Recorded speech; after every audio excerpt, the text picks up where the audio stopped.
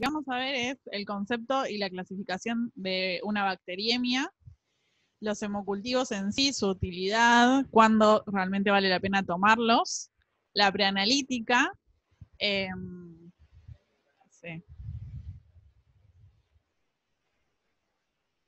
Bueno, ahí va.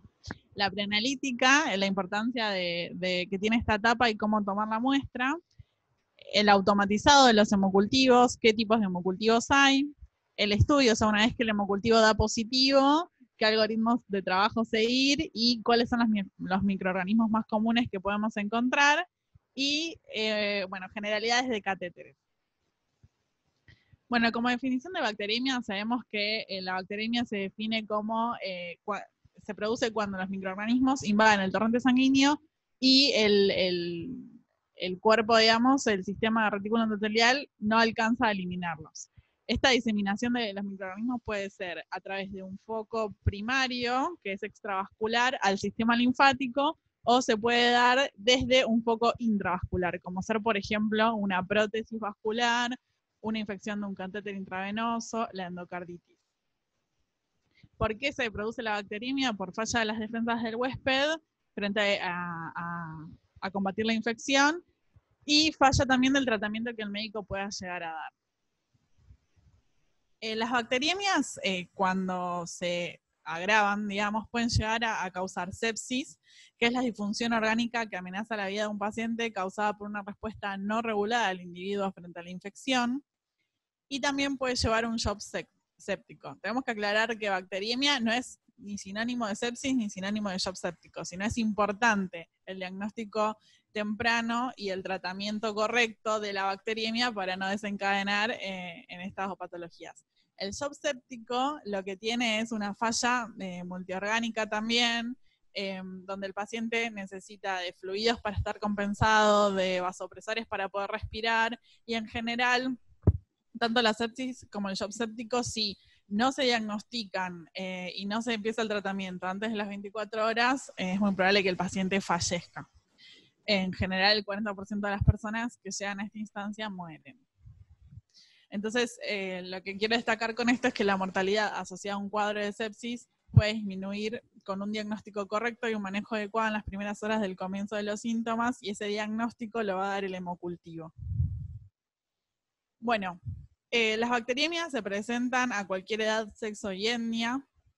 Se presentan en pacientes en general que tienen otras patologías de base o que fueron sometidos a algún tipo de cirugía. La incidencia de las bacteriemias depende del tipo de población estudiada. En general hay 5 a 30 casos cada 1000 habitantes, cada 1000 pacientes hospitalizados. Las manifestaciones pueden ser muy variadas, esto va a depender de la cantidad de microorganismos en sangre también.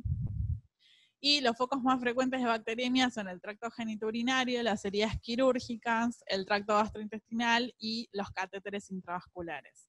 Aunque en el 25% de las bacteriemias el foco es desconocido. Y como les dije antes, el diagnóstico definitivo y certero de las bacteriemias lo damos a través del hemocultivo.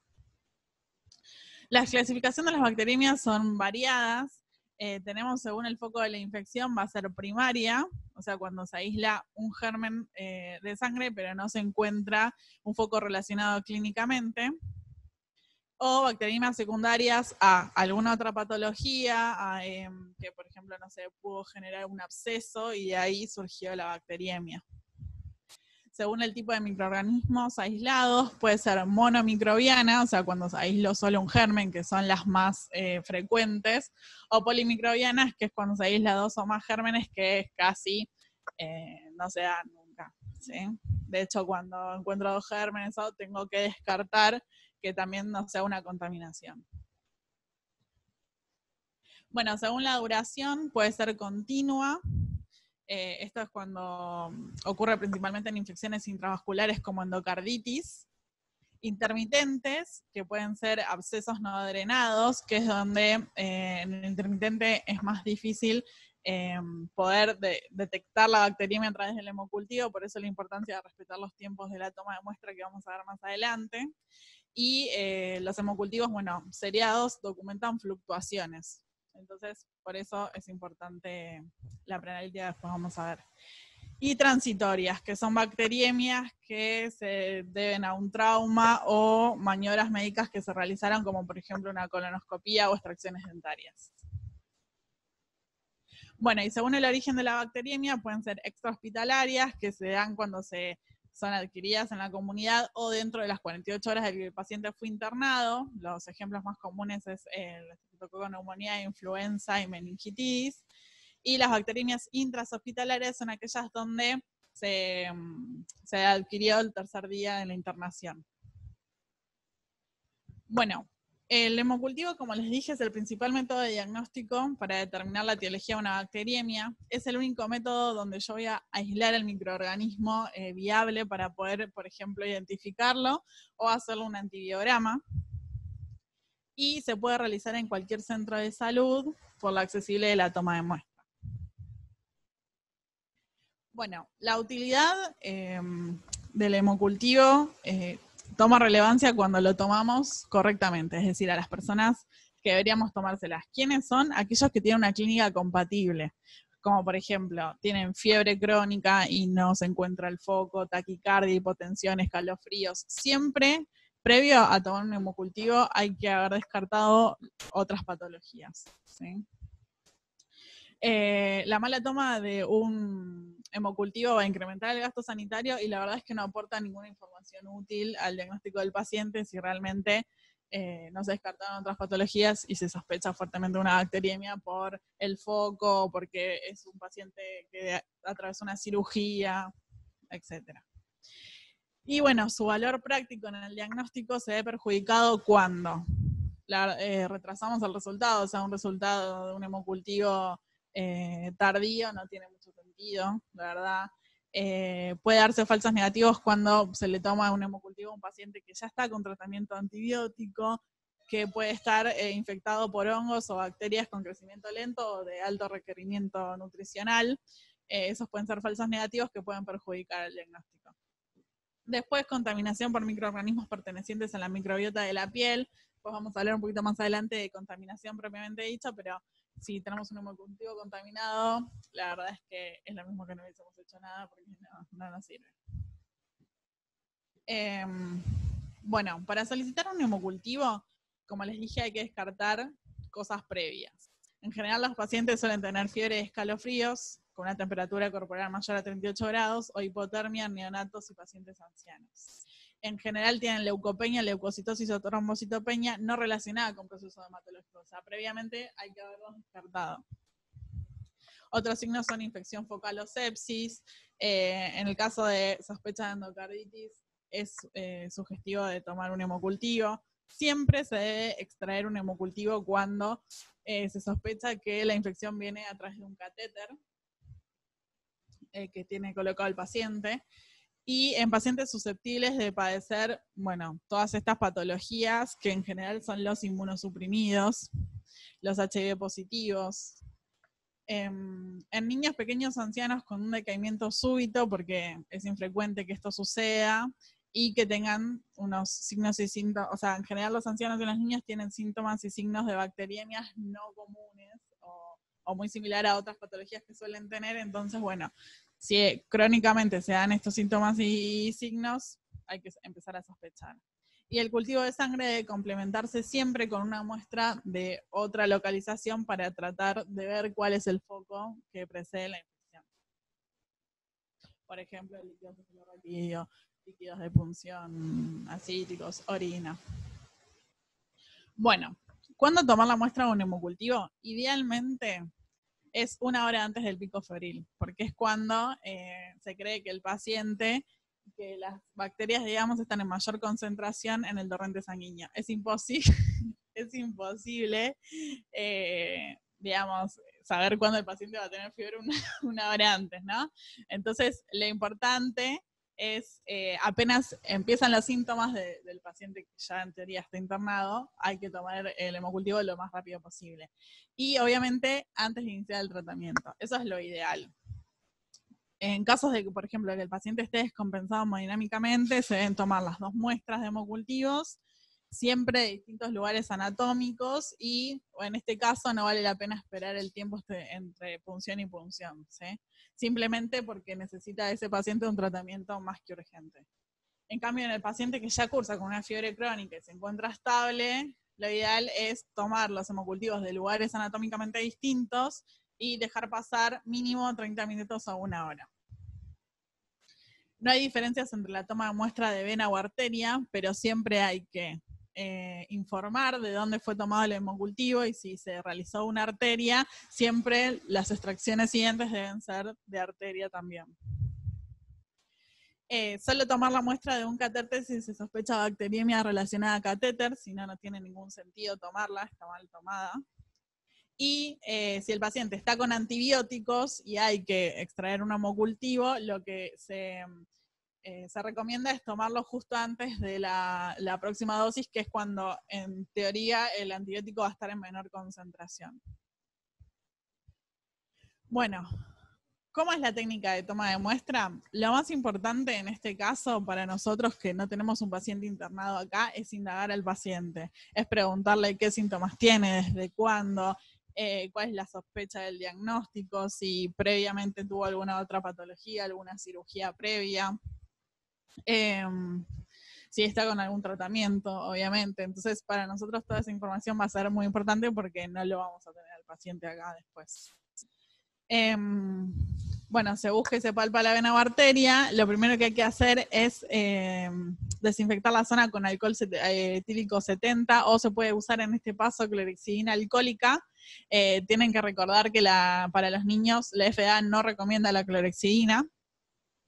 Después se deja actuar 1 minuto y después se hace una segunda desinfección que puede ser con clorexidina al 2%, en este caso hay que dejarlo unos 30 segundos, y si se hace con alcohol iodado o iodopovidona, lo que se hace es dejarlo un poquito más de 2 minutos porque necesita más tiempo para poder actuar.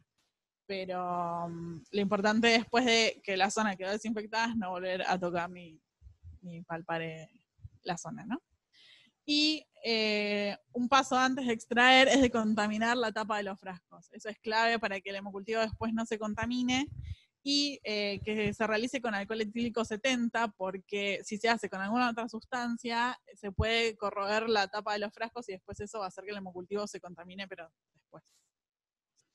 Bueno, se procede a la extracción. Lo importante es inocular rápidamente los frascos. Después vamos a ver con qué volumen y todo, pero la idea es que sea lo más vertical posible. No hace falta cambiar la aguja para inocular entre frascos. Y lo importante es que no ingresar al frasco aire, ¿sí? Y otra de las cosas es enseguida homogeneizar para que no se produzcan coágulos. Bueno. Idealmente cada muestra de hemocultivo se extraerá, como les dije, de un sitio anatómicamente distinto.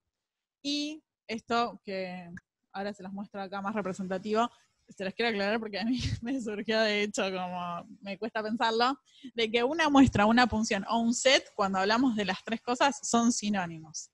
¿Qué significa esto? Que en una muestra lo ideal es obtener de 20 a 30 mililitros de sangre. Esto implica que si yo tengo que poner 10 mililitros en cada frasco, porque tengo que respetar la dilución de cada frasco, los frascos que usamos acá son de Britania de 100 mililitros. Entonces, las chicas le suelen poner 10 mililitros para respetar la dilución 1 en 10. Entonces, si yo en la punción obtuve 30 mililitros, 20 mililitros tengo que inocular 2 frascos, ¿sí? A esto yo llamo set, muestra o punción, más allá del número de frascos que haya inoculado, ¿se entiende? O sea, una muestra pueden ser 2, 3 frascos dependiendo del volumen que haya obtenido la punción. Vamos a verlo con más detalle adelante, pero según el hospital realmente son 2 frascos que utilizan. En el clínica se usaban un aerobio y un anaerobio para hacer el par. Cuando no tenían alguno de los otros, mandaban 2 aerobios o 2 anaerobios, pero bueno, lo importante es que por lo menos mínimo 2 frascos haya por punción. ¿Sí? Y 2 sets, bueno, el segundo set sería a la media hora o a la hora de que lo tomamos nosotros. Otra vez, si tengo 20 mililitros, tengo que sacar 2 frascos más, porque cada uno se inocula con 10 mililitros. Bueno, la sensibilidad del hemocultivo se la va a dar el volumen de la muestra que yo obtenga en la punción, el momento de la extracción y la ausencia del tratamiento previo. En cuanto al volumen de la muestra, el volumen va a estar relacionado con el peso y con la edad del paciente. En los adultos, en los niños, en general va a depender del peso pura y exclusivamente. ¿Sí? Lo máximo que se suelen sacar son 5 mililitros. Y acá yo les quería destacar que como el volumen de los niños es pequeño, y el volumen es importante para darle sensibilidad al hemocultivo, lo que se hace es priorizar el frasco aerobio, el aeróbico. ¿Por qué? Porque en general las bacteriemias con microorganismos anaerobios facultativos en niños es muy poco frecuente. Entonces, ya que tenemos poquito volumen, aprovechar el frasco aerobio con la mayor cantidad de volumen. Y en adultos o niños mayores vamos a obtener lo ideales de 20 a 30 mililitros, como les dije antes. Bueno, y se considera que el índice de positividad va a aumentar entre un 3 y un 5% por cada mililitro adicional de sangre que yo obtenga por punción. Acá les traje esta tablita que les muestra que, por ejemplo, si el neonato pesa menos de 1 kilo, en las 2 extracciones que yo le tenga que hacer, en la primera voy a sacar 2 mililitros y en la segunda no voy a sacar nada. ¿Por qué? Porque yo no puedo extraerle más al bebé del 4% de su volemia total. Entonces ya con extraerle 2 mililitros llego al 4% de su volemia total. Así que para menores de 1 kilo solamente voy a hacer una extracción de 2 mililitros. Y así nos indica, según el peso, cuántos mililitros por extracción.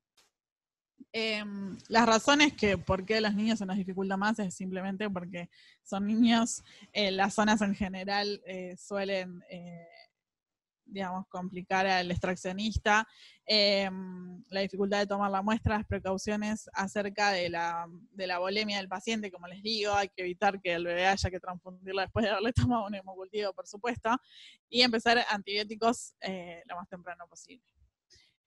La idea del volumen y de tomar el correcto cantidad de volumen es evitar falsos negativos. Acá les trajo un trabajo que me pareció que está bueno, que se evaluaban casi 40.000 hemocultivos automatizados, donde se tomaban distintas cantidades de volumen. Entonces, lo que hacían era comparar cuando se extraían 20 mililitros versus 10 mililitros. El porcentaje que aumentaban los positivos era del 30%.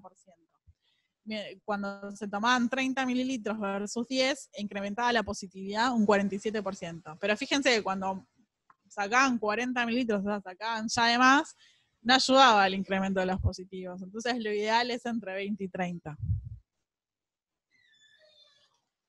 Los volúmenes, como les dije, el subllenado del frasco va a producir falsos negativos y el sobrellenado del frasco va a producir falsos positivos en automatizados.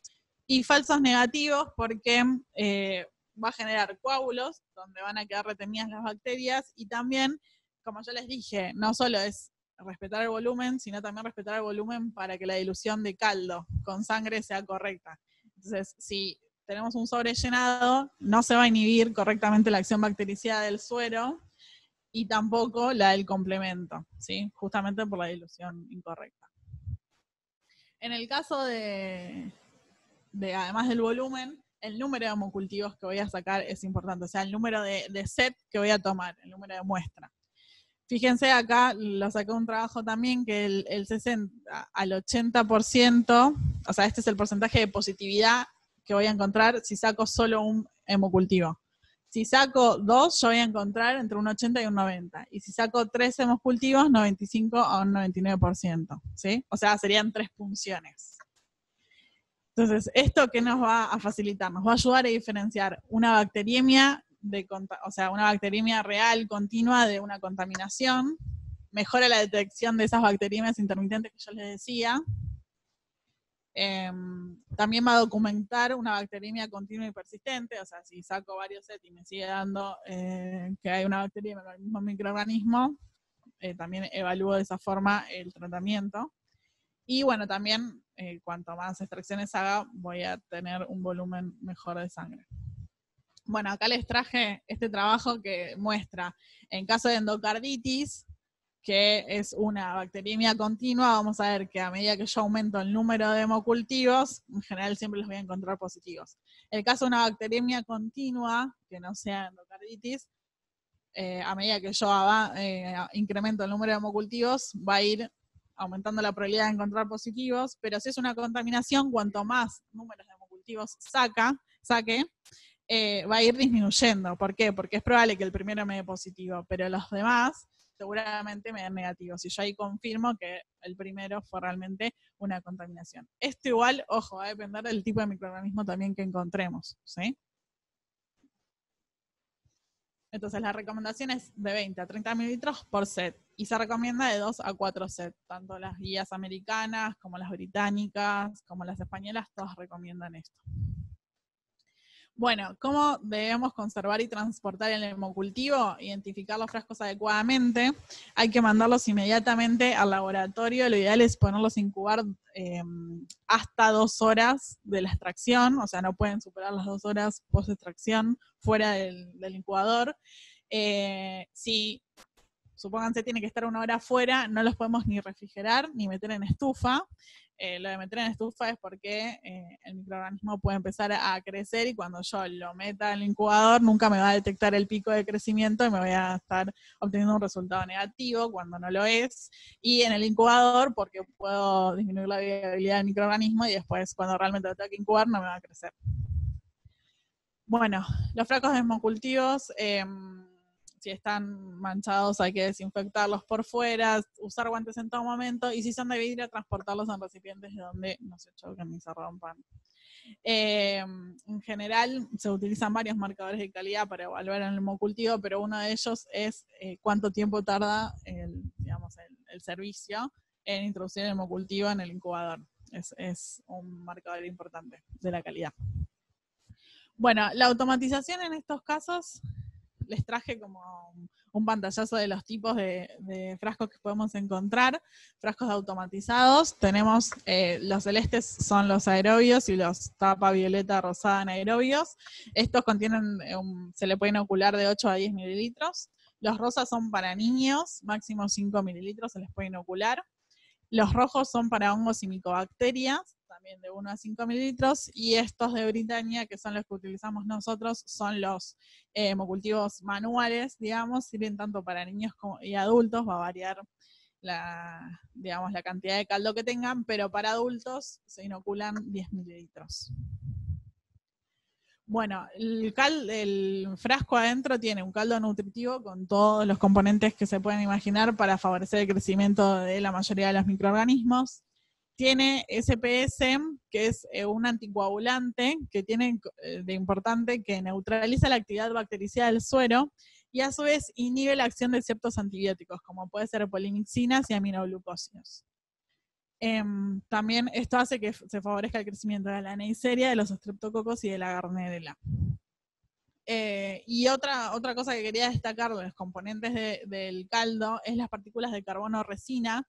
En general hoy en día se usan más las resinas y sirven para neutralizar la acción de ciertos antibióticos y componentes de la cascada de complemento, pero a su vez sirve para alisar los fagocitos que puedan tener microorganismos adentro y liberarlos a la sangre para que puedan ser detectados.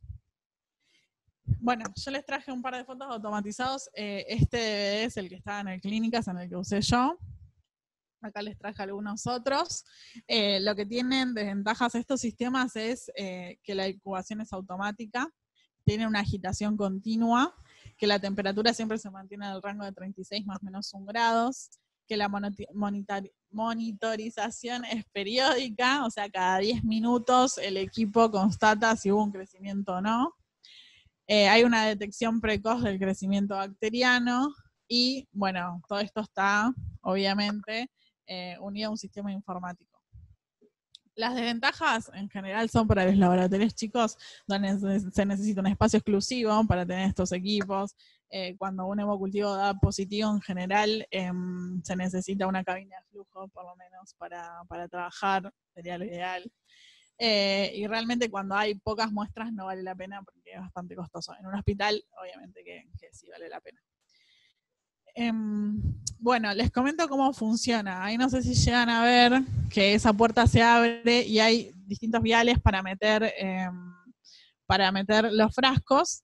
En cada vial hay un detector fluorométrico, ¿sí? Lo que se hace es cuando la bacteria crece, produce dióxido de carbono, ese dióxido de carbono reacciona con el fondo del frasco, tiene unos componentes que producen una reacción fluorométrica y ese detector que está en el vial detecta la emisión de fluorescencia. Y ahí es cuando nos avisa que hubo crecimiento bacteriano o no. En general hace una alarma y se prende la luz roja cuando hay un positivo. Tienen también sistemas para controlar el volumen de sangre inoculada. El sistema realiza lecturas cada 10 minutos, como les dije. Y bueno, tiene el sistema de alarma y luz. En general, cuando un hemocultivo es automatizado, hay que dejarlo incubando 5 días, salvo en situaciones particulares, como por ejemplo, en pacientes con endocarditis, la posibilidad que se sospecha de algún germen que le cueste crecer más, inmunosuprimidos, HIV positivos, 30 días para todo lo que sea material de médula y 42 días para, cuando se sospecha de hongos o micobacterias o brucelosis. Y en el caso de los manuales son 7 días de incubación y las situaciones especiales son iguales que en los automatizados. Cuando un sistema es automatizado, una vez que, por ejemplo, me dio positivo a los 2 días, no hay que reincubarlos una vez que ya dieron positivos. Y si no hay que hacer subcultivos terminales. Pasaron los 5 días, el hemocultivo está negativo, listo, se informa negativo. Otros métodos manuales que se los traje a modo porque ni yo los conocía, es el DC centrifugación, supuestamente el uso es para micobacterias, medios bifásicos y sistemas septic check, que obviamente con el automatizado esto ya ni se usa. Bueno, ¿qué pasa cuando un hemocultivo es positivo? El 85 al 90% de los hemocultivos positivos dan positivo a las 48 horas en métodos automatizados, ¿no? El resto puede demorar un poco más, pero en general es porque cuando hay una bacteriemia hay un número aumentado justamente de bacterias en sangre, entonces a las 48 horas ya hay un crecimiento exponencial y eso es lo que detecta el equipo. Una vez que da positivo tenemos que identificar el microorganismo, hacer su antibiograma y hacer un informe inmediato.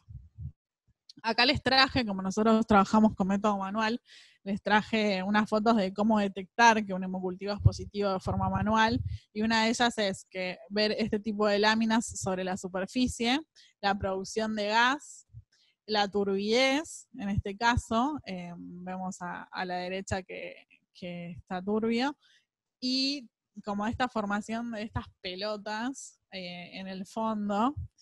Y también se puede ver hemólisis, o sea, una hemólisis importante. Lo ideal es todos los días mirar los frascos cada 24 horas y en niños, por lo menos las primeras 48 horas, mirarlo cada 6 horas. Bueno, en el caso de que en los hemocultivos manuales nos dé negativo a las 24 horas, lo ideal es hacer una tinción de Gram, un agar choco y un agar sangre, dejarlo incubar 48 horas. Y si esto sigue dando negativo, se hace un subcultivo terminal en el día 6. Si acá da negativo, se informa negativo. En el caso de que dé positivo, lo que se hace es identificar el microorganismo, realizarle el antibiograma e informarlo. Nosotros acá lo identificaríamos de forma manual y también con pruebas bioquímicas, pero después vamos a ver, en el clínicas tenían el maldito y en 15 minutos ya sabíamos qué bicho era. Pero bueno, lo que quería destacar acá es, bueno, si da positivo también hacemos el Gram, el agar chocolate, sangre, identificamos y hacemos todo el protocolo. Si, por ejemplo, en el Gram tenemos bacterias, pero no me crecen en ningún lado, es importante incorporar subcultivos anaerobios porque pueden estar. Y antes de informar cualquier resultado, ya sea negativo o positivo, tenemos que, en general los positivos, descartar que ese microorganismo que me dio positivo no sea una contaminación. Y eso va a depender si la positividad fue en uno de los 2 frascos que tenga, o en 2 de los 4, o el tiempo de positividad, en cuánto se me positivizó, y qué tipo de microorganismos. Y obviamente siempre la historia clínica, evaluarlo todo en conjunto, por eso es importante que como nosotros no tenemos el paciente internado acá ni al médico para poder preguntarle toda la preanalítica que nosotros le podamos preguntar cuando el paciente viene al laboratorio. En el caso de automatizados, si es negativo a los 5 días, se informa negativo. Si dio positivo tanto el aerobio como el anaerobio, acá les voy a contar un poquito lo que hacían en el clínicas, que ellos tienen el maldito. Entonces, ¿qué hacían? Cuando les daba positivo a alguno, la tinción de Gram la hacían. Lo primero que hacían era en un tubo cónico poner 5 mililitros de sangre, lo centrifugaban. Del pellet hacían la tinción de Gram y del sobrenadante llenaban un Eppendorf y lo llevaban al Malditoff. O sea, le hacían Maldi al hemo directo. Después le hacían un agar choco, le hacían un agar sangre y también un caldo tiolicolato. ¿Qué pasa? Cuando ya más o menos a las 5 horas se forma una pátina que se le dice tanto al agar sangre como al agar choco, que si bien no se ve la colonia, pero ya hay proteínas de la bacteria crecidas. Entonces, a esa pátina también le hacían Maldi. Y el microorganismo tenía que aparecer, o sea, el mismo microorganismo tenía que estar presente tanto en la pátina como en el hemo directo. Ya cuando se miraba el Gram, se informaba directamente a infecto que el hemocultivo había sido positivo y en el Gram que se vio. Obviamente que si ya eran bacilos o cocos, ellos le iban a saber dar la importancia del tratamiento y eso, pero bueno, y si se sospechaba que era un coagulasa negativo, y ahí íbamos a estar más atentos porque era un posible contaminante, entonces ya los médicos sabían, se les informaba que había dado positivo, que eran cocos en cadena, entonces ellos ya sabían que podía ser un contaminante, entonces esperaban. Pero en el caso de que es un bacilo, ya directamente los medicaban, y igualmente a la hora, 2 horas ya tenían el resultado con el maldito, ya sabían qué bicho era. Después se le hacía el antibiograma y eso sí demoraba un día mínimo.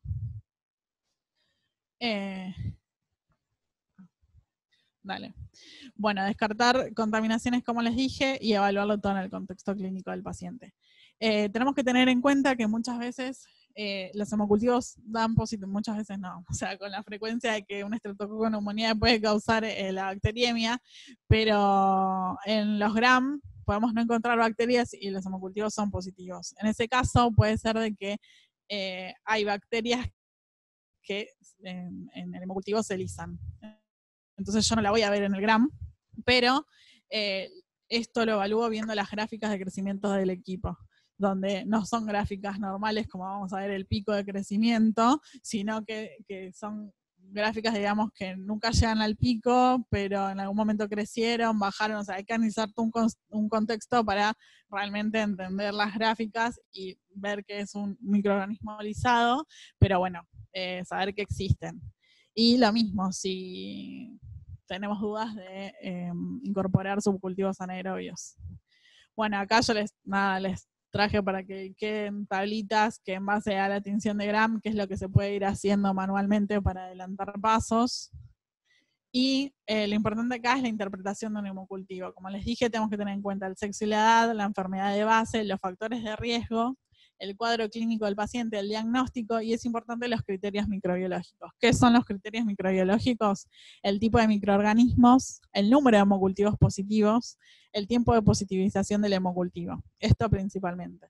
Después, bueno, está el recuento de colonias en sangre, que eso toma más relevancia cuando es manual, pero la verdad es que es el menos criterioso. En el caso de los criterios de tipo de microorganismos, yo les traje acá los 4 grupos que se consideran. El grupo A son aquellos donde nunca son contaminantes estos microorganismos, o sea, si los encontramos es porque realmente el paciente está cursando una bacteriemia. Grupo B raramente son contaminantes. Grupo C el 50% de las veces son contaminantes y el grupo D la mayoría de las veces son contaminantes.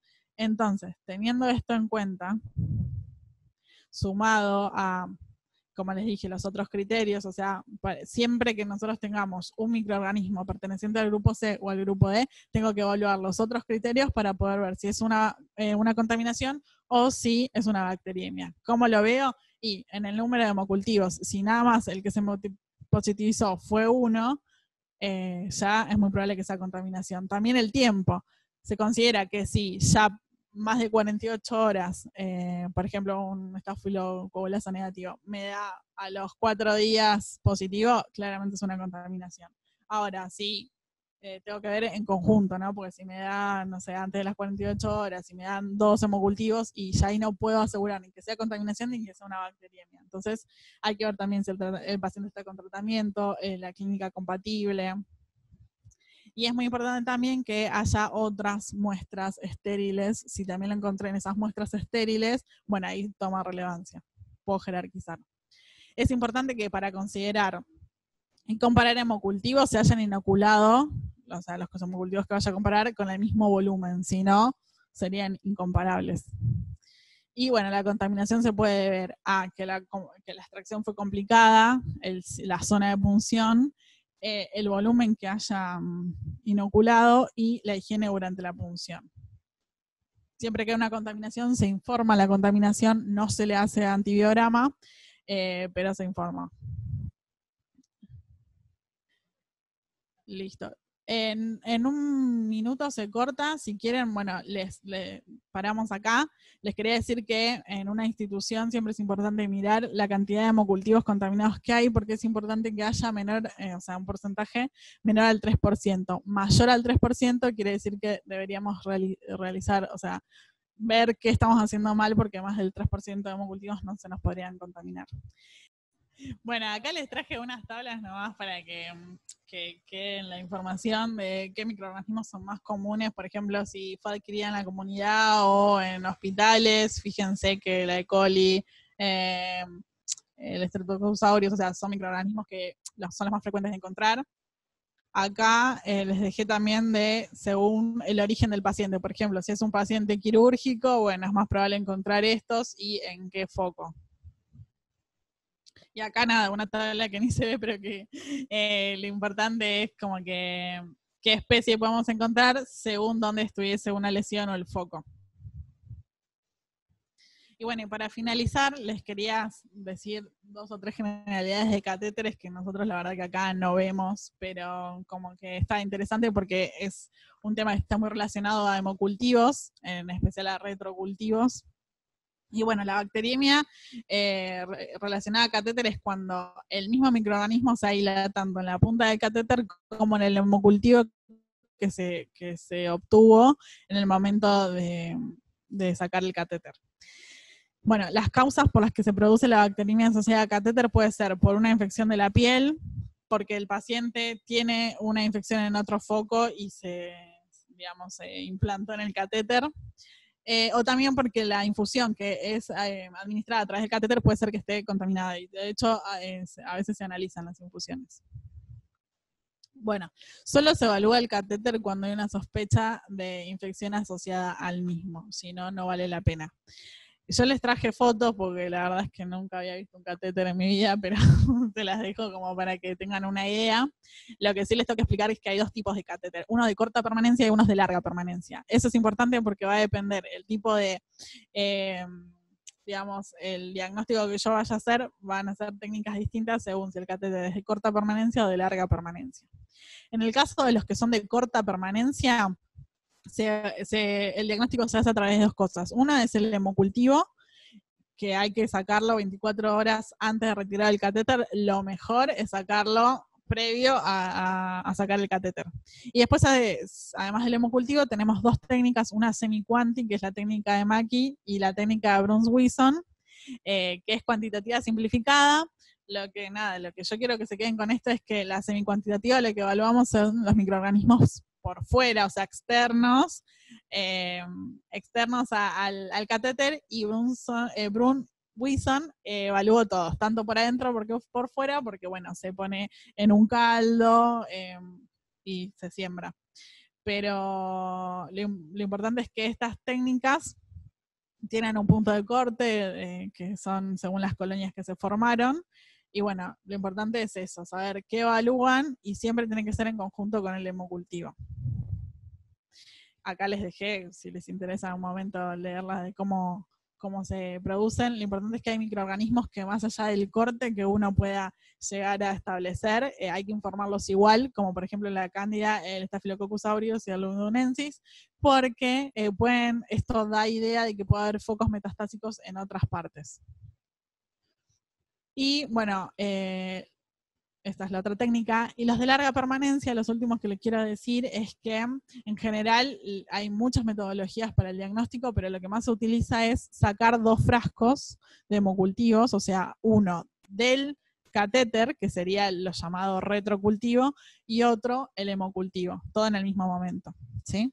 Entonces, lo que se evalúa, se ponen a incubar los dos juntos, los dos deben tener el mismo volumen inoculado, y en este caso se va a hacer el diagnóstico en base al momento que se positivizó uno y al momento que se positivizó el otro. Para decir que una bacteriemia está relacionada a catéter, el hemocultivo, o sea, el retrocultivo, debe positivizarse 120 minutos, o sea, 2 horas antes que el de sangre periférica, ¿sí? Y si eso sucede, digo que este catéter está relacionado a la bacteriemia que tiene el paciente. En general, como son los de larga permanencia, si esto es así, el catéter se procede a sacárselo, ¿sí? Bueno, tenemos que tener en cuenta que siempre los métodos cuantitativos son los más sensibles y específicos para este caso, y que muchas veces los catéteres de corta permanencia son los más comunes, y que la verdad es que solo el 15 al 25% de los catéteres que se removieron realmente dieron positivo después el hemocultivo. Así que, bueno, acá les dejé algo de la bibliografía más importante que usé, y bueno, gracias por escucharme.